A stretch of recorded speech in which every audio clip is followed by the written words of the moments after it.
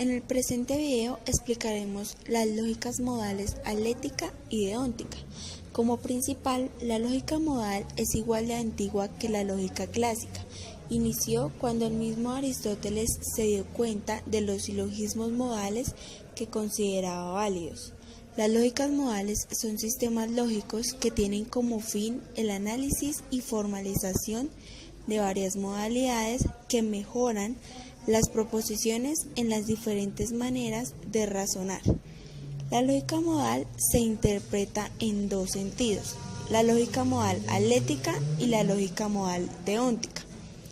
En la síntesis, que es igual a la lógica clásica, que trabaja con electivas lógicas, como a continuación mostramos.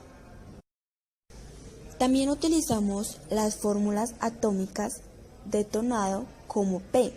Se utilizan constantes que indican verdad o falsedad y se introducen dos operadores nuevos, a los cuales se les conoce como operadores modales. Como es bien sabido, la lógica es una ciencia formal que propone el estudio de los métodos y principios adecuados para identificar el razonamiento correcto frente a lo que no es.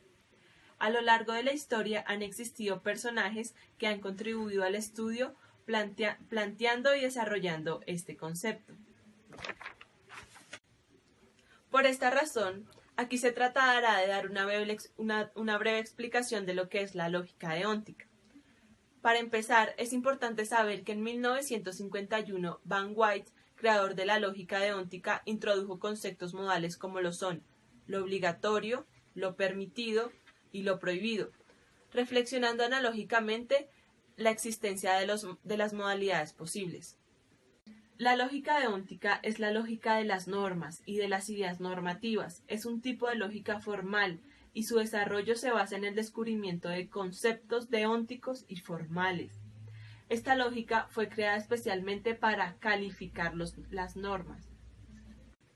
Cuando hablamos de normas, nos referimos a expresiones o frases como lo son: te ordeno que te calles, grosero; prohibido el paso; perro agresivo puede atacar; o también todo ser humano es libre de expresar su pensamiento. A partir de este operador, que significa obligatorio, es posible calificar actos o proposiciones como obligatorios.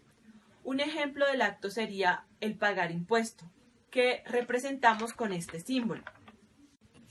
A partir del operador de obligación y de negación lógica, que se escribe de esta manera, es posible definir los operadores de prohibición, que es este, y de permisión. Por todo lo expuesto anteriormente, se puede observar que la lógica deóntica fue creada para analizar las normas. Estas precisan lo que se prohíbe, lo que se permite, delimitando las facultades. Para finalizar, es importante tener en cuenta que la lógica deóntica explica claramente las directrices que se deben seguir en el derecho. A continuación les voy a explicar en qué consiste la lógica alética. En la lógica proposicional existen variables que nosotros representamos con letras minúsculas, ya sea R, M, S, que representan proposiciones. Estas proposiciones a su vez Estas proposiciones son descripciones de estados de cosas, que pueden ser verdaderas o falsas, verdaderas cuando son cosas reales o falsas cuando son cosas inexistentes. En la lógica alética encontramos que, según Aristóteles, los enunciados de una ciencia pueden ser necesariamente verdaderos o meramente posibles. Decimos que un enunciado necesariamente verdadero se compone por una proposición que no es posible, es decir, es imposible.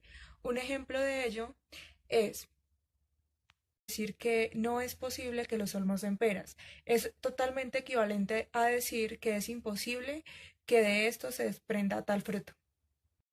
También hemos de recordar la transitividad del condicional en la lógica proposicional.